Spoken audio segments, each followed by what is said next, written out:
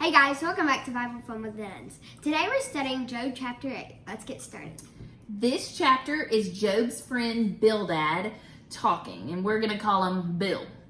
So old Bill sounds a lot like his other friend Eliphaz that we've heard from. Bildad continues to illustrate this fact that we humans in the world have our minds made up about what we think is fair and what we think is right and what we think is just.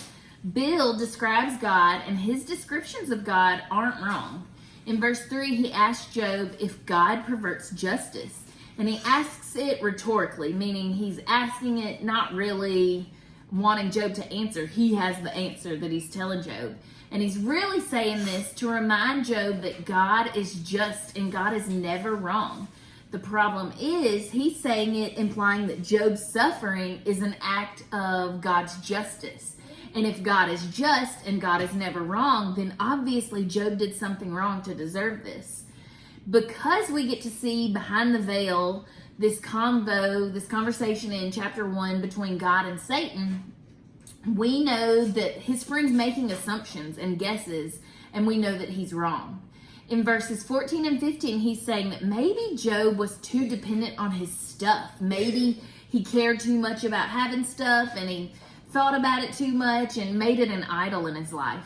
And then the worst one of all, in verse 4, he says, well, maybe Job's children sinned against God, and so they got what they deserved by dying, and that Job is also paying for their sin. Wow. He's continuing to make some more horrible guesses as to why Job is suffering, and he's making Job's suffering worse in the process. There is no comfort coming from Job's friends, and he's going to call him out on that. John, what was your takeaway from today? My takeaway was verses 11 through 13, and it says, papyrus plants cannot grow tall when there is no wetland. Reeds cannot grow tall without water, while they are still growing and not yet cut. They will dry up more quickly than grass. That is what will happen to everyone who forgets God. The hope of the person without God will be gone. So what I think that means is we don't need to just read our Bible and say, oh yeah, God, I know him, and then not read the Bible or not even think about God for like 3 years, and then somebody asks you about God and you're like, oh yeah, I know God. But we have to stay content with our reading to know him and, what's it called? I forgot the word. And thinking about God? Yeah, Okay. I guess. Okay, so this is an example of his friends. They have a pretty good grasp of who God is and his law, and he's saying good things. Not everything he says is wrong, and not everything he says is bad advice, but we have to also be careful just because, and this was one of John's takeaways earlier in this book, just because it's true doesn't mean it needs to be said. And so John's takeaway is some good advice. That is very important for us to not forget God, to always remember. And so the wanderings of his friend can make us think of some good things. I don't know if they're necessarily the most appropriate response to our friends when they're struggling. These chapters in Job give us a good look at what it looks like to struggle and to wrestle with understanding things that we may never be able to understand.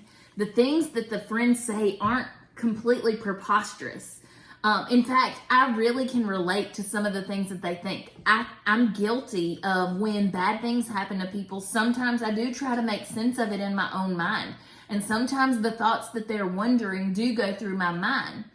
But I really love that God gives us readers a full picture of what's going on in Job's life so that we can learn from his life and we can apply this to our own. So far, we have learned that we can apply a lot of things. As a friend, we don't have to say everything that pops into our heads. Even true things don't always need to be said aloud. As a friend, sometimes the very best thing we can do is to just be present and to be quiet and to be a listening ear for our friends. As a friend, we should not make assumptions. This is something I'm learning a lot through these chapters. We see from Job's life, there is no way these friends can truly know what God is doing in Job's life. And their assumptions and their words only confuse Job more, and they sure don't comfort him. The same things can go for someone who is going through the trial. We cannot make assumptions.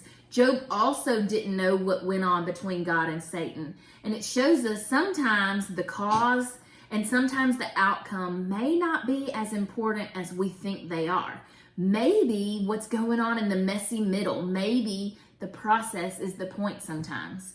It's in times like these, during the process, that we must cling to what we always have known to be true. We can always trust God's word, and we can trust who God has always shown himself to be. We can trust his character to remain steadfast and pure and good and true, no matter what our feelings or our emotions are telling us.